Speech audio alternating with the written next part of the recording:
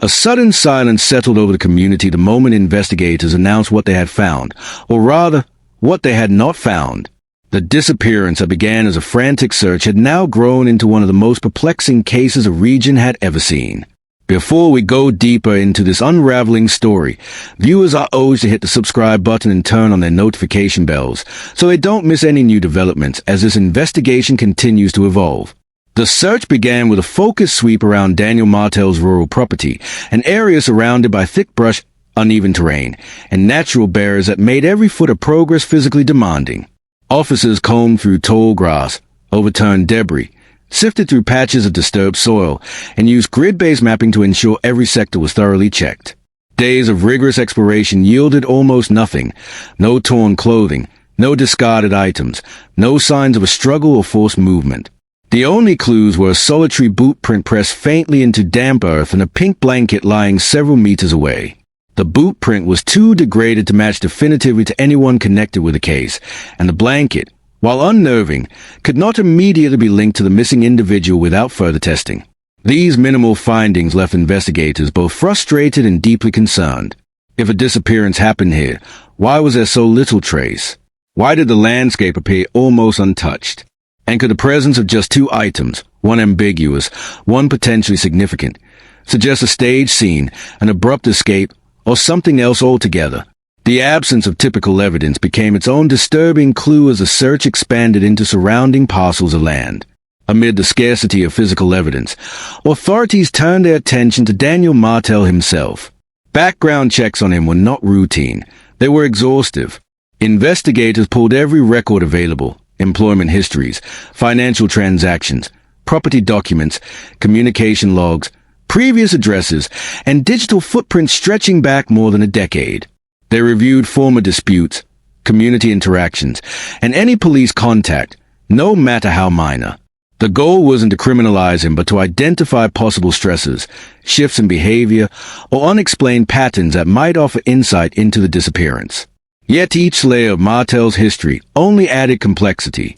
On paper, he lived a largely ordinary life, free from major legal trouble or alarming behavior. But investigators knew well that a clean record didn't guarantee innocence, nor did it provide answers.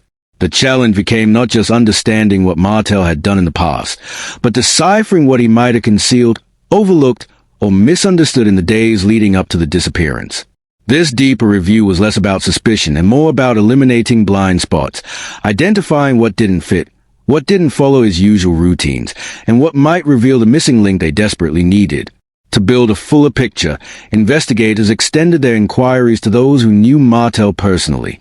Associates, co-workers, neighbors, relatives, and longtime acquaintances were interviewed one by one. These conversations weren't meant to create pressure. They were intended to piece together a timeline that had too many gaps. Some interviews aligned neatly with what Martel reported, but others introduced subtle inconsistencies, conflicting accounts of when he was last seen, uncertainties about his emotional state, mismatched descriptions of recent events, and even disagreements about the nature of his relationships. A pattern slowly emerged. While Martel appeared cooperative, the people around him often described him in contrasting ways. Some portrayed him as calm and supportive, while others mentioned tension, frustration, or abrupt behavioral changes. These contradictions didn't prove wrongdoing, but they complicated an already tangled investigation. Detective began to wonder whether these inconsistencies were simple lapses in memory or hints of a larger story being concealed, intentionally or not. As interviews continued, the physical search widened dramatically. Authorities expanded coverage across an 8.5 square kilometer radius, deploying dozens of officers, volunteer groups, aerial drones, and multiple K9 tracking teams. Each unit played a specific role. Dogs followed scent trails, drones scanned dense areas humans couldn't enter, volunteers covered open fields and waterways, and officers documented every potential lead. Search maps resembled patchwork quilts of zones carefully marked off to ensure no overlap or missed areas. Even with such scale, the environment posed challenges. Wind patterns disrupted scent detection, thick vegetation hid terrain changes, and shifting weather conditions threatened to erase valuable traces. Still, the commitment was unwavering. Day after day, teams returned to the search grid, determined to find even the smallest clue. But despite the enormous manpower and advanced equipment, the region yielded almost nothing that could push the investigation forward. The vastness of the area became both a resource and an obstacle. It provided space to search, but it also offered endless places where crucial evidence could be concealed, overlooked, or already degraded. Back at the laboratory, forensic specialists examined every piece of potential evidence recovered from the scene, though the collection was small. The pink blanket, along with small textile fragments found nearby, underwent meticulous testing. Analysts searched for unique fibers, environmental exposure patterns, soil residues, and any trace of biological material that could provide a genetic match. They tested for hair strands, skin cells, fluids, or anything that might indicate prolonged contact. They studied whether the materials had been outdoors for hours, days, or weeks. Each test was performed multiple times to eliminate false positives and to ensure reliability. Yet, as results returned, the picture remained blurry. Some fibers belonged to common fabric types, making them inconclusive. Trace soils matched the surrounding terrain, providing no new direction. No definitive biological evidence emerged from early tests, forcing specialists to run deeper, more time-intensive analyses. The blanket remained a symbolic piece of the puzzle, a haunting reminder that something had happened, yet unexplained enough that investigators could not determine exactly what that something was. Parallel to forensic review, authorities administered multiple polygraph tests to Martel and several of his relatives. While polygraphs are not proof of guilt or innocence, they can help investigators determine which areas require closer scrutiny. Some responses were consistent and uneventful. Others showed spikes in physiological reactions that suggested stress, discomfort, or uncertainty. These results didn't allow officers to draw firm conclusions, but they helped guide interview strategies and identify sections of testimony that require follow-up. For Martel, the tests added pressure. Though he publicly stated he wanted full transparency, the results left investigators uneasy. They remained cautious, treating the polygraphs as supplemental tools rather than decisive indicators.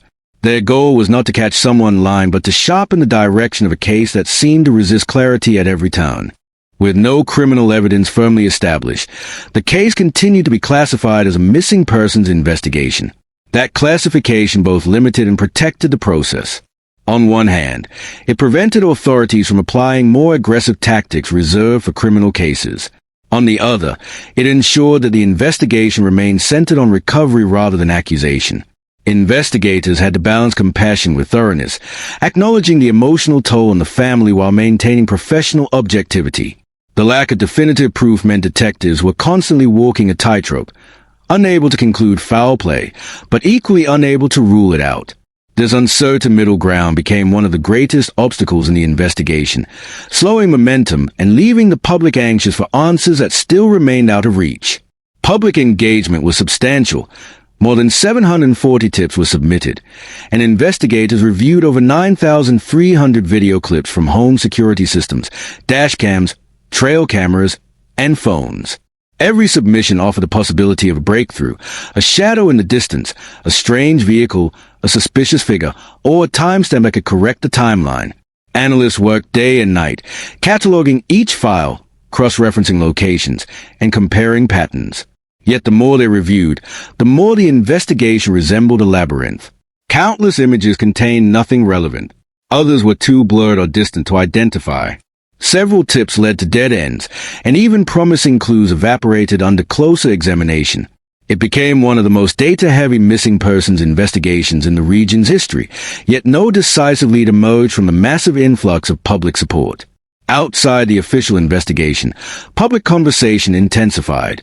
Martel's repeated praise of police efforts attracted widespread debate. Some saw his comments as genuine appreciation, a way to show support for those working tirelessly.